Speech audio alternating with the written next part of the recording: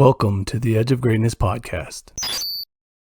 Something we haven't dug into yet, but I'm a big fan of, and I think it's a big staple for what you talk about and you believe in, is the E plus R equals O. I mean, can we go a little bit deeper into that for some of my listeners who's not heard it before? Yeah, it's an equation that I've used for better part of 30 years, and it's event plus response equals outcome. Is E plus R equals O, and it teaches something pretty basic about life and performance. And that is that you don't control events. You do control how you choose to respond, and it's your response that produces an outcome. And the best outcomes come from the best responses. You earn outcomes by how you choose to respond.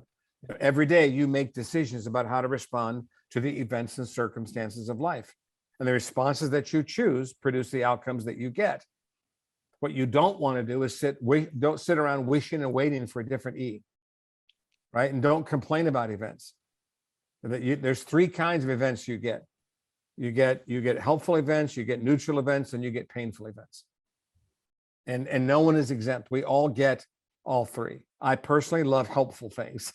I like to get good events. Like I like good things, but that's not what I always get, right? Like my medical situation. Okay, that happened. All right.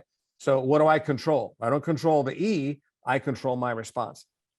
And so how you manage the R, Charles, is the single greatest factor in the quality of your life. And I love this statement. You want a better O? Choose a better R. I like that. I like that. And by the way, choosing a great response doesn't guarantee the outcome that you want. And life's most important things require lots of productive responses over time.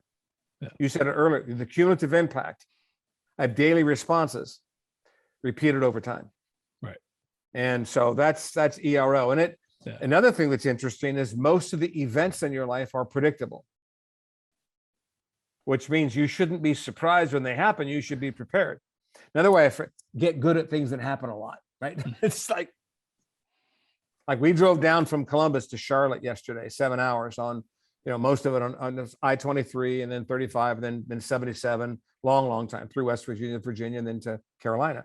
Well, you drive, that kind of freeway, the number of ridiculous, crazy people on the highway that you see, tailgaters and speeders, well, all of those things are predictable. Every time you drive the freeway, that stuff happens. So you should always be prepared to respond in an above-the-line, disciplined way. There's zero value in getting upset about those drivers. You just simply manage yourself. But that's just driving. But ERO is great because it allows you to have a system you can apply to any situation and clarify the E that you're in, clarify the O that you want, and then identify the R that you need and go do it. Yeah. And that sounds easy. It's simple. It just isn't easy. But that's how it works, and it's very effective. Very effective. Thank you for joining us today on the Edge of Greatness podcast. If you haven't yet, please take a minute now to subscribe and review our show. Join us again next week as we continue to dig deeper into the key components of greatness. The path to greatness is never linear, so remember to keep pursuing greatness no matter what. Keep stretching your abilities, reach for the stars, and fall flat on your face. But remember, no matter what happens, whenever we fall, always get up. Until next time, I'm Charles Schultz, and this was the Edge of Greatness podcast.